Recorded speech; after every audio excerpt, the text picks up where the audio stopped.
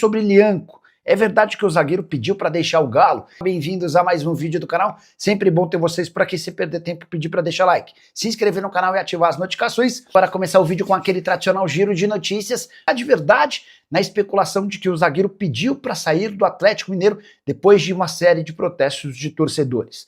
Confusão começa no último sábado, quando em meio à disputa de pênaltis entre Atlético Mineiro e Lanús, um torcedor do Atlético revoltado começa a xingar os jogadores.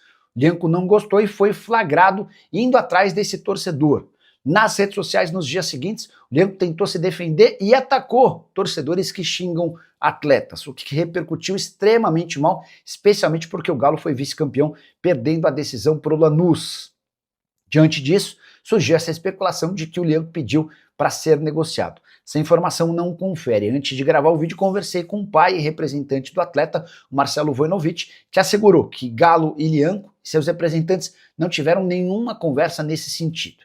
O pai do Lianco não cravou que ele fica nem que sai, mas assegura que essa conversa, ou suposta conversa, em relação à possibilidade de saída, teria acontecido, ela não aconteceu. Só para completar, vale a lembrança também de que o Lianco acaba de renovar seu contrato com o clube, novo vínculo só se encerra em dezembro de 2029.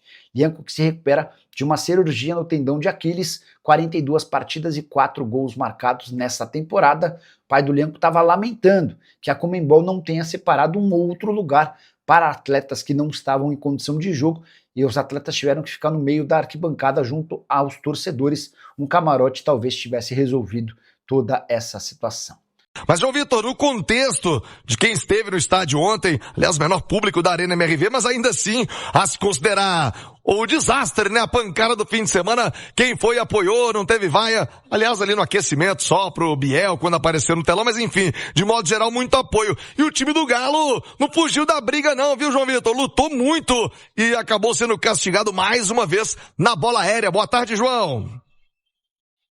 Boa tarde, Thiago, um abraço. Vou te pedir uns minutinhos aí para tentar fazer uma análise mais ampla dessa situação do Galo, Thiago. Primeiro ponto que eu queria colocar para você. Acho que o time ontem foi digno, como disse o Marques, pegou o melhor time do Brasil, mesmo não sendo o time titular, o Flamengo com todas as forças, é um time muito forte e é um time desproporcional no futebol brasileiro, por méritos do Flamengo e por erros históricos de contratos de TV no Brasil. O mérito do Flamengo está em ter arrumado a casa, em ter feito o seu dever de casa. Mas a gente sabe que o Flamengo sempre teve uma condição de TV, que é a maior verba do futebol brasileiro, desproporcional para o resto. Então essa soma fez do Flamengo um time desproporcional no futebol brasileiro hoje. E estar atrás do Flamengo não é demérito para ninguém. Não é para o Cruzeiro que está ali em terceiro, podendo ser segundo, não é para o Atlético e não é para ninguém. O Flamengo está num outro patamar no futebol brasileiro. Então esse é um ponto. Segundo ponto, você falou da assistência do Dudu e do gol do Bernard. Para mim, foram os dois pontos positivos do Atlético no jogo. E lamento muito até agora de no final de semana o Sampaoli ter tirado os dois, porque cansados eles poderiam ter feito uma entrega melhor do que a que o Biel fez descansado, né? Então, cansados, eles não perderiam os gols que o Biel perdeu e a história poderia ter sido diferente. Vou para um terceiro ponto. Primeiro, elogiar os 18 mil atleticanos que foram a campo ontem, que apoiaram o time, que estiveram ao lado do time. E lamentar muito, mas muito, o que meia dúzia fizeram na internet, em alguns canais, inclusive incentivando o torcedor do Atlético para que ele não fosse ao estádio. Isso não é bacana com o Atlético, não dá para tratar futebol assim. Eu acho que o momento do Atlético é um momento, Thiago, de buscar equilíbrio. Equilíbrio. E esse equilíbrio precisa passar pela imprensa, precisa passar por alguns que hoje têm influência em redes sociais e precisa passar, Thiago, esse equilíbrio do Atlético também pela torcida. A torcida do Atlético precisa entender que não está tudo certo no Atlético, mas que também não está tudo errado no Atlético. E parar, inclusive, com a bobagem de quando se diz isso e que se analisa futebol com racionalidade, sem querer jogar pra galera, que alguém tá passando pano. Aqui ninguém tá passando pano, mas aqui também ninguém tá jogando gasolina em incêndio. As duas coisas têm que ser analisadas. Se o Atlético tivesse, contudo, excepcional, ao invés de bater na trave em 3 decisões, tinha batido na trave, a bola tinha entrado e teria vindo um título. Mas se também tivesse tudo errado, como alguns querem fazer crer, nem lá teria chegado.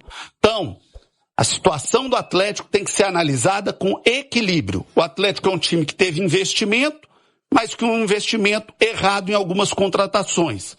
É manter um investimento e tentar contratar melhor para o ano que vem. O Atlético tem uma folha de pagamento das mais caras do futebol brasileiro. O Atlético tem uma das melhores estruturas do futebol brasileiro. E o Atlético tem uma das melhores condições, exceto Palmeiras e Flamengo, que estão em outro patamar do futebol brasileiro. Então, Thiago, o que o atleticano precisa entender é que ele é parte desse processo. E que esse processo do Atlético é um processo de estar construindo um patamar de cima do futebol brasileiro. Um patamar que ainda está distante de Palmeiras e Flamengo, e que vem numa trajetória de 10 anos de reconstrução, uma trajetória de 2 times que estão descolados do futebol brasileiro, mas uma trajetória que está na frente da grande maioria dos times do futebol brasileiro. No âmbito regional, Thiago, o Atlético vem de 6 títulos estaduais e o Atlético vem de uma conquista ou de conquistas nacionais maiores do que as do seu rival nos últimos anos. Rival que também está passando por esse processo de reconstrução. E no âmbito nacional, o Atlético só está diferente nesta década de 2 times, de Palmeiras e de Flamengo. Porque no âmbito regional o Atlético ganhou 6 títulos estaduais, no âmbito nacional o Atlético ganhou um campeonato brasileiro, uma Recopa, chegou a um vice-campeonato brasileiro e a um vice-campeonato de Copa do Brasil. Nenhum outro time do Brasil tem esse retrospecto fora Palmeiras e Flamengo. E no Sul-Americano, o Atlético chegou a um vice-campeonato da Libertadores e a um vice-campeonato da Sul-Americana. Poderia ter sido mais? Poderia.